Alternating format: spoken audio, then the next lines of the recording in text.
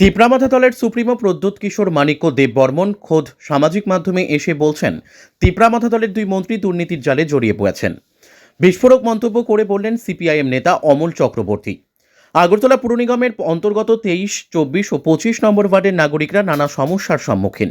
আগরতলা শহরের অলিতে গলিতে এবং আশ্রম চৌমোহনী এলাকা থেকে আড়ালিয়া বাঁধের ওপরে দীর্ঘদিন ধরে পড়ে থাকা আবর্জনার স্তূপ ও এলাকার ড্রেনগুলি ধারাবাহিকভাবে পরিষ্কার না হওয়ার ফলে এর থেকে এলাকায় ভয়াবহ মশার উপদ্রব দেখা গিয়েছে।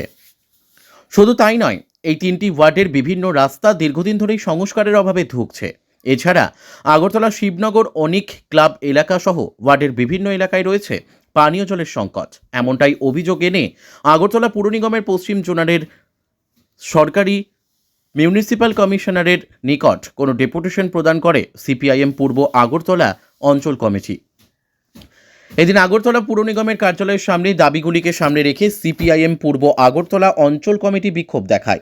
সিপিআইএম দলের সদর বিভাগীয় কমিটির সম্পাদক অমল চক্রবর্তী বিস্ফোরক অভিযোগ করে বললেন, তিপ্রামাথা দলের সুপ্রিমো প্রদ্যোৎ কিশোর মাণিক্য দেববর্মন প্রকাশ্যে সামাজিক মাধ্যমে এসে বলেছেন, তিপ্রামাথা দলের দুই মন্ত্রী দুর্নীতির জালে জড়িয়ে গেছেন। তিনি আরও বলেন, ত্রিপুরার মুখ্যমন্ত্রী ডক্টর মানিক সাহা নিজেই ঘোষণা দিয়েছিলেন গত ভয়াবহ বন্যায় প্রায় 28,000 বা 18,000 কোটি টাকা খরচ হয়েছে। দিল্লি থেকে কত টাকা বন্যায় ক্ষতিগ্রস্ত মানুষজনদের জন্য দিয়েছে বিজেপি, মণ্ডলের নেতারা কিছু বলছেন না। মুখ্যমন্ত্রী ডক্টর মানিক সাহা এ বিষয়ে কোনো পদক্ষেপ নিচ্ছেন না। এটার নাম ডবল ইঞ্জিনের সরকার, এটার নাম ট্রিপল ইঞ্জিনের সরকার। বিস্ফোরক অভিযোগ করে বললেন সিপিআইএম দলের সদর বিভাগীয় কমিটির সম্পাদক অমল চক্রবর্তী। ত্রিপুরা থেকে বিক্রম কর্মকারের report, crime press, Bengal news. মানুষের কাছে যাব, মানুষের কাছে গিয়েই আমরা এই সমস্যার কথা তুলে ধরব।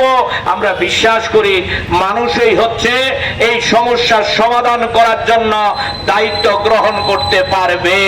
আপনারা লক্ষ্য করবেন আমাদের রাজ্যের যে সরকারটা, এই সরকারটা শুধু কথার ফুলঝুরির সরকার। আমি আপনাদের জিজ্ঞেস করতে চাই, আমাদের বন্ধুরা ওই ডেপুটেশন দেওয়ার জন্য ওই এএমসির অফিসারের কাছে গেছেন, নিশ্চয়ই তারা এসে সেখানে কথা বলবেন। আমরা আপনাদের জিজ্ঞেস করি, আমাদের রাজ্যের সরকার, আমাদের রাজ্যের মুখ্যমন্ত্রী নিজে ঘোষণা দিয়েছেন যে আমাদের রাজ্যে বন্যায় প্রায় 28,000 বা 18,000 কোটি টাকা খরচ নষ্ট হয়েছে। 28,000 কোটি টাকার সম্পত্তি নষ্ট হয়েছে। কত টাকা দিয়েছে দিল্লির থেকে? কালকেই তো টাকা দিয়েছে। মণ্ডলের নেতারা তো কিছু বলছেন না, মুখ্যমন্ত্রী তো কিছু প্রতিবাদ করছেন না। এটার নাম ডাবল ইঞ্জিনের সরকার, এটার নাম ট্রিপল ইঞ্জিনের সরকার। তাদের সরকারের সমর্থন করেন তিপ্রামাথা দুজন মন্ত্রী আছে। প্রদ্যোৎ বাবু ভয়েস মেইলে সোশ্যাল মিডিয়ায় বলছেন তিপ্রামাথার বন্ধুরা দুর্নীতির জালে জড়িয়ে গেছে। আমি বলি, লজ্জায় ঘৃণায় আপনাদের মাথা হেট হয়ে যায় না? বিজেপির কর্তা ব্যক্তিরা যারা, মুখ্যমন্ত্রী যিনি দুর্নীতি মুক্ত প্রশাসনের গল্প করেন, ওই সঙ্গে সঙ্গে 1 ঘন্টার মধ্যে তিপ্রামাথার যারা মন্ত্রী আছে তাদেরকে মন্ত্রিসভা থেকে বরখাস্ত করবেন না। তিপ্রামাথার যিনি চিফ হুইপ, উনি বলছেন দুর্নীতির সাম্রাজ্যে ওই তিপ্রামাথার নেতারা নাকি জালে জড়িয়ে গেছেন। অথচ আমাদের রাজ্যে সরকারের থেকে কোনো পদক্ষেপ নেই, কোনো ভূমিকা নেই। যে কোনো মূল্যে ক্ষমতায় থাকতে হবে, চেয়ারে থাকতে হবে। এটাই হচ্ছে আজকে ডাবল ইঞ্জিনের সরকারের 1 নাম্বার ব্রত, 1 নাম্বার কথা। অন্য আর যাই হোক, মানুষের নাগরিক পরিষেবা এই দিকে নজর দেওয়ার দরকার নেই। অদ্ভুত নৈরাজ্য চলছে আজকে আমাদের রাজ্যে। বেকার যুবকরা যদি কাজের কথা বলে, তাদের লাঠি পেটা করো। মানুষ যদি রাস্তা অবরোধ করে পানীয় জলের জন্য, তাদেরকে লাঠি পেটা করো।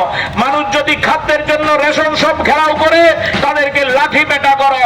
মানুষ যদি নর্দমার বিরুদ্ধে লড়াই করে রাস্তায় নামে, তাদেরকে মন্ডল লেলিয়ে দাও। নতুন শব্দ তৈরি হয়েছে আমাদের রাজ্যের মধ্যে, মন্ডল। মন্ডলের কথা ছাড়া অফিসাররা ডেপুটেশনের সময় দিতে চায় না। মন্ডলের কথা ছাড়া ক্লাবের সেক্রেটারি প্রেসিডেন্ট নির্বাচন করা যায় না। মন্ডলের কথা ছাড়া বাজার কমিটির বাজারের সেক্রেটারি প্রেসিডেন্ট নির্বাচন করা যায় না। মন্ডলের কথা ছাড়া ওই এএমসির মধ্যে পৌরসভার মধ্যে টেন্ডারের মধ্যে আপনি কাগজ জমা দিতে পারবেন না, ওই মন্ডলের কথা ছাড়া আপনি ঠিকাদারি কাজ করতে পারবেন না। মন্ডল ঠিক করে দেবে কোন কাজ থেকে কত কমিশন আপনাকে দিতে হবে, মন্ডল ঠিক করে দিতে হবে কোন পূজার জন্য, কোন মন্দির তৈরি করার জন্য আপনাকে ঠিকাদারি কাজ থেকে কত টাকা দিতে হবে। এই হচ্ছে আজকের প্রতিদিনকার চিত্র আমাদের রাজ্যে। আর আপনি যদি বিরোধিতা করেন, আপনি যদি কথার অমান্য করেন, আপনার কপালে পিস্তল ঠেকাবে। আপনি যদি কথার অমান্য করেন, আপনাকে চাকু দিয়ে বাড়িতে আক্রমণ করবে। প্রতিদিন আপনারা লক্ষ্য করছেন আগরতলা শহরে এরকম প্রচুর পরিবার প্রতিদিন আক্রান্ত হচ্ছে, প্রচুর ব্যক্তি প্রতিদিন আক্রান্ত হচ্ছে। আমরা যখন আজকে